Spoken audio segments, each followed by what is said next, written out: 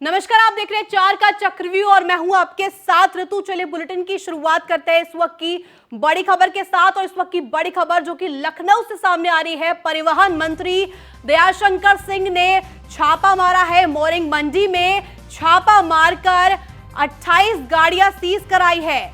और आपको साथ ही साथ बता दें कि 46 गाड़ियों के काटे गए हैं चालान। मोरंग लदे ओवरलोड ट्रकों पर मंत्री ने बड़ी कार्रवाई की है। और साथ ही साथ बता दें कि अफसरों को बिना बताए पहुंचे थे दयाशंकर सिंह। इस वक्त की अहम जानकारी हम आपको दे रहे हैं। अफसरों को बिना बताए दयाशंकर सिंह पहुंचे थे और ऐसे में परिवहन मंत्री दयाशंकर सिंह ने छापा मारा है। इस वक्त की बड़ी जानकारी हम आपको दे रहे हैं। मोरंग मंडी में छापा मारकर 28 गाड़ियां सीज कराई गई है। बेहद बड़ी कार्रवाई ये बताई जा रही है। 46 गाड़ियां जिनके चालान काटे गए। मोरंग लदे ओवरलोड ट्रकों पर मंत्री ने यह बड़ी कार्रवाई की है। अफसरों को बिना जानकारी दिए, बिना तलब किए पहुंचे थे और ऐसे में परिवहन मंत्री का यह बड़ा कदम, परिवहन मंत्री दयाशंकर सिंह ने यह बड़ा कदम उठाया है। मोरंग मंडी में छापा मारकर 28 गाड़ियां सीज कराई है। बिना बताए पहुंचे थे और ऐसे में 46 गाड़ी जिनके चालान काटे गए। मोरंग लदे ओवरलोड ट्रकों पर मंत्री ने बड़ी कार्रवाई की है। अफसरों को बिना तलब किए, बिना जानकारी दिए दयाशंकर सिंह वहां पहुंचे और यह बड़ी कार्रवाई की। परिवहन मंत्री दयाशंकर सिंह ने छापा मारा है। मोरंग मंडी की हम आपको खबर बता रहे हैं, बेहद बड़ी खबर। सबसे पहले न्यूज़ 1 इंडिया आपको बता रहा है जहां पर 46 गाड़ियों के चालान काटे गए हैं। मोरंग लदे ओवरलोड ट्रकों पर मंत्री ने यह बड़ी कार्रवाई की है, जिसमें अफसरों को बिना सूचना दिए परिवहन मंत्री दयाशंकर सिंह पहुंचे। इसी खबर पर ज्यादा जानकारी के साथ नलेश जुड़ गए हमारे साथ। नलेश, जिस तरह से ये पूरी कार्रवाई सामने आई है, परिवहन मंत्री एकाएक पहुंच जाते हैं और छापा मारते हैं जिसमें कई के चालान भी काटे गए, क्या कुछ जानकारी आपके पास? देखिए, बिल्कुल आपको बता दूं कि परिवहन मंत्री को लगातार शिकायतें मिल रही थी। उन शिकायतों के एवज में परिवहन मंत्री ने गुपचुप तरीके से छापेमारी की और छापेमारी में ओवरलोडिंग का मामला सामने आया, जिसके बाद जो है दर्जनों बसों को सीज किया गया है। वहीं दर्जनों बसों पर जो है चालानी कार्रवाई की गई है। फिलहाल ये कहा जा सकता है कि दयाशंकर सिंह लगातार जो है ओवरलोडिंग को लेकर सख्त नजर आ रहे हैं, क्योंकि इससे पहले भी उन्होंने जो है रात में छापेमारी की थी, उसमें भी दर्जनों बसों को सीज किया गया था और जो जिम्मेदार अधिकारी थे उनको फटकार लगाई थी। एक बार फिर से वैसी ही कार्रवाई देखने को मिली है। बिल्कुल नीलेश, और जैसे बात करें कि परिवहन जो कानून है, परिवहन के लिए जितने भी कानून लागू है, उसके मद्देनजर यूपी सरकार कवायद करती हुई दिखाई देती है। और ऐसे में ये और एक मामला सामने आया जहां पर बिना सूचना के वो पहुंचे थे। देखिए, बिल्कुल जब कभी मंत्री की छापेमारी की सूचना उनके मातहतों को हो जाती है तो जाहिर सी बात है वो सूचना इधर उधर डाइवर्ट होती है, जिसके बाद तो चोरी छिपे ओवरलोडिंग करने वाले ट्रक के मालिक होते हैं, ड्राइवर्स होते हैं, वो कहीं ना कहीं सतर्क हो जाते हैं। इसलिए ये जो है चोरी छिपे छापेमारी की गई, जिसका नतीजा रहा है कि उत्तर प्रदेश सरकार को चूना लगाने वाले लोगों को पकड़ा गया है, जिसमें दर्जनों लोगों के ऊपर जो है उसकी सीलिंग की कार्रवाई की गई है। साथ ही साथ अगर हम बात करें तो चालानी कार्रवाई का भी दौर देखने को मिला है। अब देखना होगा फिलहाल जब इस तरीके की कार्रवाई सामने आई है तो उन लोगों के ऊपर क्या कुछ कार्रवाई होगी जिनको जिम्मेदारी दी गई थी कि ओवरलोडिंग ना की जाए। अब बिल्कुल नीलेश, धन्यवाद तमाम जानकारी साझा करने के लिए। तो चलिए आपको एक और बड़ी खबर बता दें। निकाय चुनाव पर कल फिर से अहम सुनवाई हो सकती है और इस सुनवाई में ओबीसी आरक्षण मामले में आज सुनवाई टाल दी गई थी।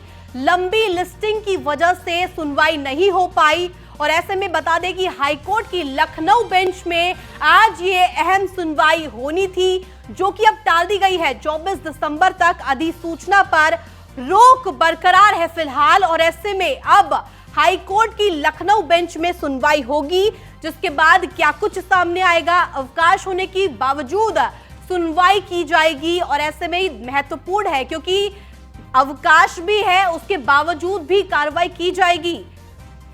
आपको बता दें कि निकाय चुनाव के मद्देनजर और साथ ही साथ आपको बता दें ओबीसी आरक्षण को लेकर जिस तरह से ये मुद्दा गरमाया हुआ है, आज सुनवाई नहीं हो सकी, आज भी टाल दी गई।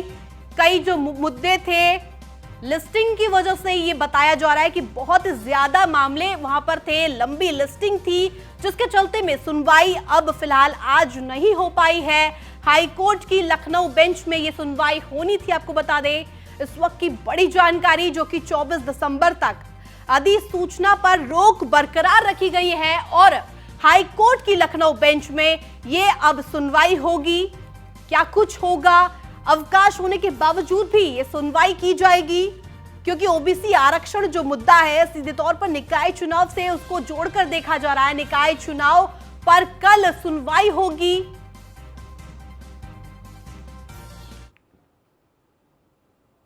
वहीं इस वक्त की आपको बड़ी खबर बता दें, जो कि सिक्किम में बड़ा हादसा हुआ है। खाई में गिरा सेना का ट्रक और ऐसे में हादसे में 16 जवानों की मौत हो गई है। उत्तरी सिक्किम के लाचेन में 15 किलोमीटर दूर जेमा इलाके की घटना हम आपको बता रहे हैं, जहां पर सिक्किम में बड़ा सड़क हादसा हो गया है। यहां एक बस गहरी खाई में गिर गई है, जिससे 16 आर्मी के जवानों की मौत हो गई है। बड़ी जानकारी हम आपको दे रहे हैं, जो कि घटना स्थल पर भीड़ जुट गई है। इस वक्त की बड़ी जानकारी न्यूज़ 1 इंडिया के माध्यम से हम आपको बता रहे हैं। मौके पर राहत और बचाव कार्य फिलहाल जारी है, शुरू कर दिया गया है और ऐसे में हादसा उत्तरी सिक्किम के लाचेन से 15 किलोमीटर दूर जेमा इलाके में हुआ। बताया जा रहा है कि सेना के 3 वाहन सुबह जवानों को लेकर जा रहे थे। ये काफिला चटन में थंगू की ओर जा रहा था। जेमा के रास्ते वाहन का चालक अचानक मोड़ पर खड़ी ढलान की वजह से संतुलन खो बैठा और वाहन नीचे खाई में जा गिरी। फिलहाल स्थानीय पुलिस बचाव अभियान में जुटा हुआ है। साथ ही आपको बता दें कि 4 घायलों जवानों को रेस्क्यू कर निकाल लिया गया है।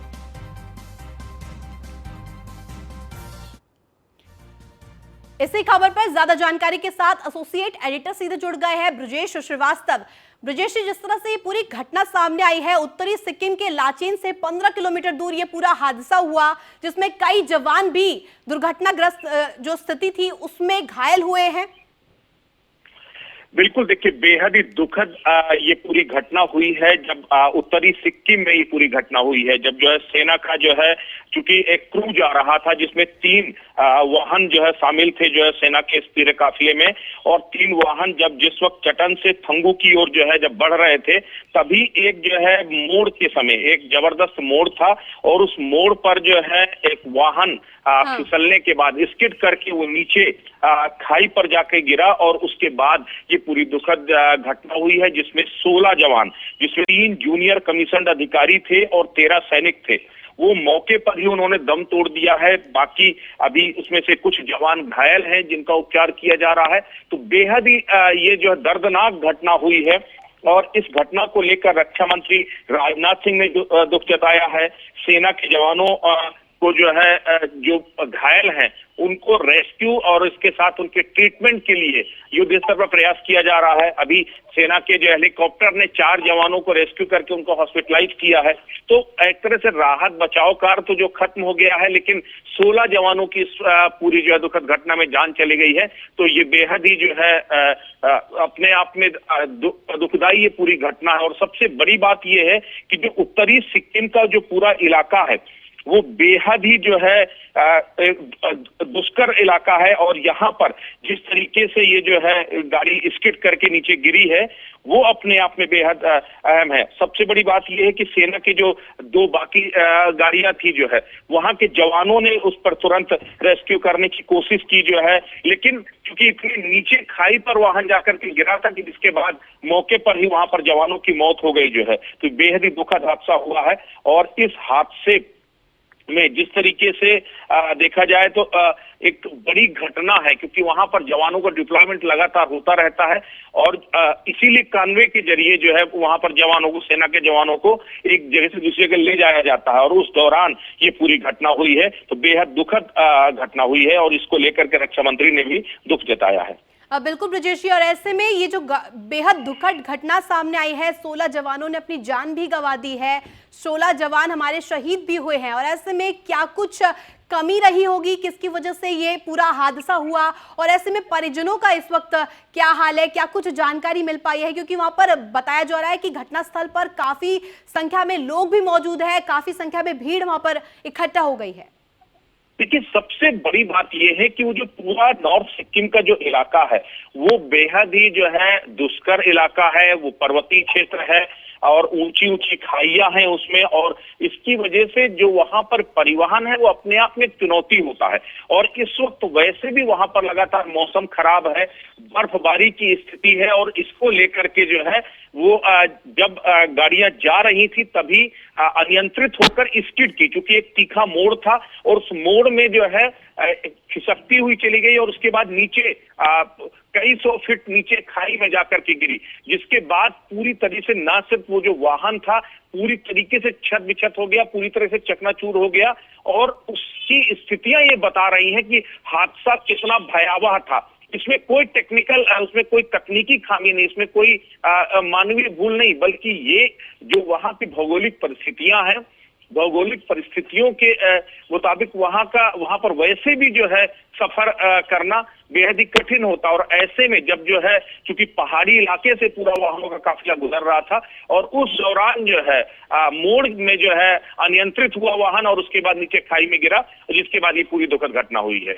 फिलहाल घटना की जांच के आदेश दे दिए गए हैं। प्रधानमंत्री ने भी इस पर दुख जताया है, रक्षा मंत्री ने भी इस पर दुख जताया है। बिल्कुल ब्रजेश जी, धन्यवाद तमाम जानकारी साझा करने के लिए। वही अगली खबर कन्नौज से, जहां पर बीजेपी नेता अरुण शाक्य हत्याकांड पर सियासत हो रही है और सपा प्रतिनिधि मंडल सुबह अरुण शाक्य के घर पहुंचा, और ऐसे में सांसद सुब्रत पाठक ने सपा प्रतिनिधि मंडल को लेकर किया कटाक्ष, और ऐसे में सांसद बोले, क्या हत्यारे सपा नेताओं को पार्टी से निकाला गया? अखिलेश यादव यहां खुद क्यों नहीं आए? सुब्रत पाठक का यह कहना। और ऐसे में बड़ी खबर आपको बता रहे कन्नौज से, जहां पर सांसद सुब्रत पाठक का बड़ा बयान सामने आया है। कहा गया कि सांसद बोले, क्या हत्यारा सपा नेताओं को पार्टी से निकाला गया? अखिलेश यादव यहां खुद क्यों नहीं आए? ये सवाल जो तमाम उठाए गए कन्नौज से, ये पूरा मामला जहां पर बीजेपी नेता अरुण शाक्य हत्याकांड पर अब जमकर सियासत हो रही है। आरोप और प्रत्यारोप का सिलसिला एक बार फिर से चल गया है। ऐसे में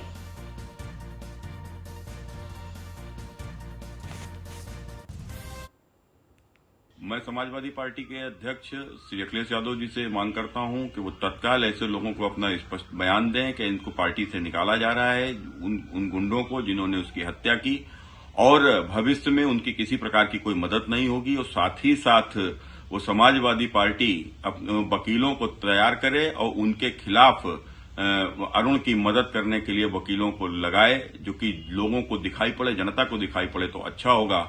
और नहीं तो जिस प्रकार से आप उनकी मूक मदद कर रहे हैं और आप उस मूक मदद उनकी करते रहेंगे, और भविष्य में यदि आपको मौका मिलेगा तो निश्चित रूप से उनको जेल से छुड़वा भी देंगे, जैसे पूर्व में नीरज मिश्रा की हत्याकांड में हो चुका है।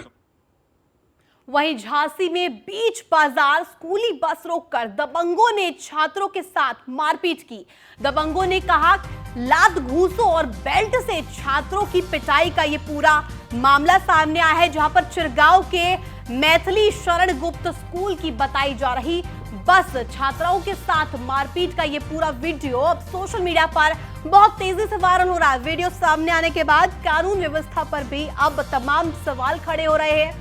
मोच नगर के सावित्री चौराहे का ये पूरा मामला बताया जा रहा है, और अब ये वीडियो भी एक के बाद एक शेयर किया जा रहा है। सोशल मीडिया पर ट्रेंडिंग है, सोशल मीडिया पर तेजी से वायरल हो रहा है।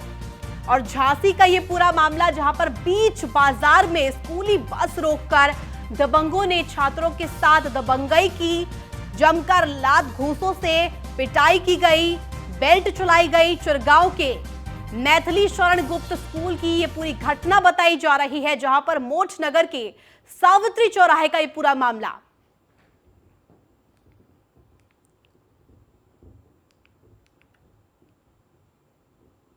अगली खबर कन्नौज से, जहां पर प्राथमिक विद्यालय के शिक्षकों पर तानाशाही का आरोप लगा है। छात्रों के अभिभावकों ने यह तानाशाही का आरोप लगाया है। छात्रों से स्कूल में पानी भरवाने, पीटने और प्रताड़ित करने का आरोप लगाया गया है। आपको बता दें कि बच्चों से पानी भरवाने और पीटने का यह वीडियो सोशल मीडिया पर तेजी से वायरल हो रहा है। न्यूज़ वन इंडिया नहीं करता इस वायरल वीडियो की पुष्टि, और ऐसे में ये अहम जानकारी हम आपको बता दें कि इस वीडियो की न्यूज़ वन इंडिया पुष्टि नहीं करता है।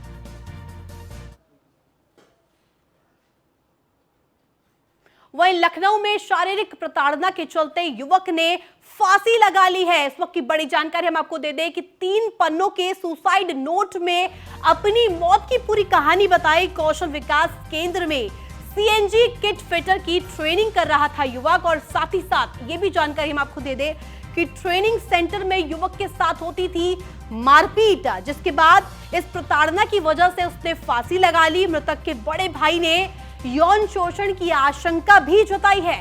साथ ही साथ परिवार वालों का पुलिस पर मुकदमा न लिखने का और लापरवाही बरतने का आरोप लगाया गया है। बड़ी जानकारी हम आपको साझा कर रहे हैं लखनऊ से, जहां पर अब परिवार वालों ने सीधे तौर पर पुलिस प्रशासन पर लापरवाही का आरोप लगाया है।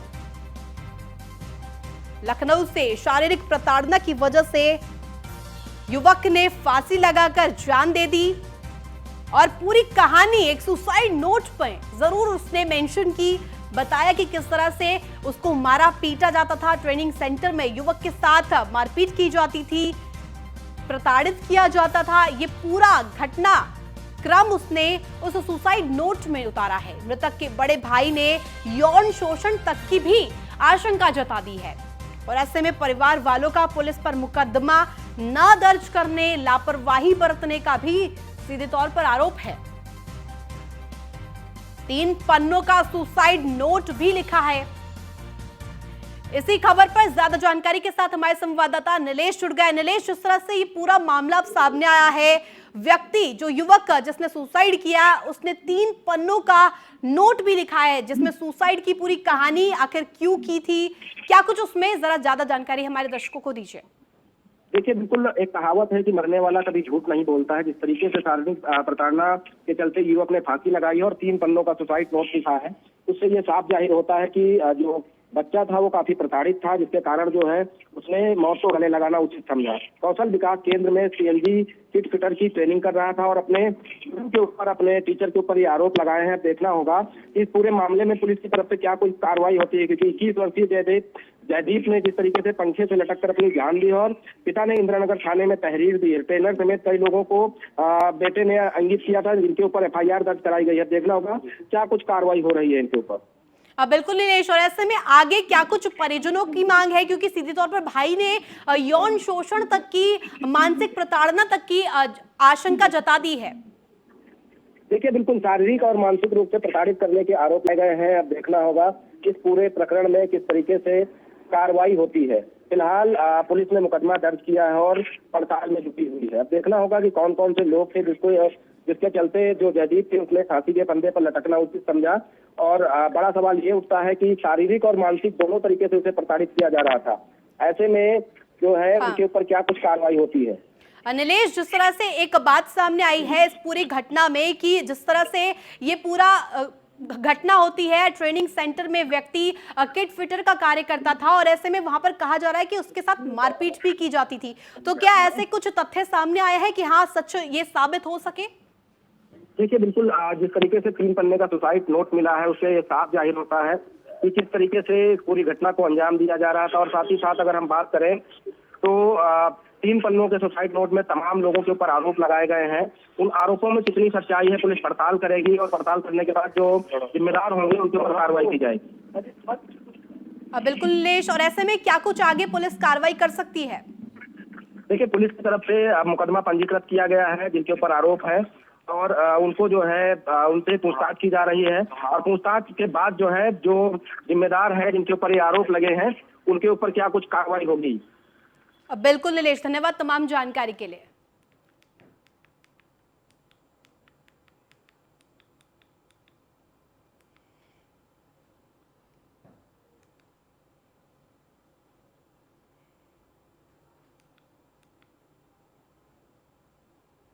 अगली खबर एटा से, जहां पर एटा में चोरों के हौसले इतने बुलंद दिखाई दिए। चोरों ने भगवान के घर को बनाया अपना निशाना और ऐसे में काली माता मंदिर से पीतल के घंटे चुरा कर ले गए चोर। पुलिस चोरों की तलाश में फिलहाल जुटी हुई है। एटा के संजय नगर इलाके का ये पूरा मामला बताया जा रहा है, जहां पर चोरों के जो आशंका है कि उसने क्या कुछ चोरी की है। पुलिस चोरों की तलाश में फिलहाल जुटी हुई है। एटा का ये पूरा मामला, जहां पर संजय नगर इलाके में ये चोरी की घटना वारदात को अंजाम दिया। वहीं अलीगढ़ में रैगिंग पीड़ित बीटेक छात्र ने छोड़ी पढ़ाई। इंजीनियर बनने गए छात्र ने कॉलेज जाने से किया इनकार और नोएडा के जेएसएस कॉलेज का यह पूरा मामला बताया जा रहा है। न्यूज वन इंडिया के खास बातचीत के दौरान छात्र ने राज खोला है। आरोपी सीनियर कॉलेज कैंपस में हॉस्टल में कर रहे थे शराब पार्टी, हवा में फूंक रहे थे सिगरेट और रूम में चल रहा था बार। यह कहना है पीड़ित छात्र का।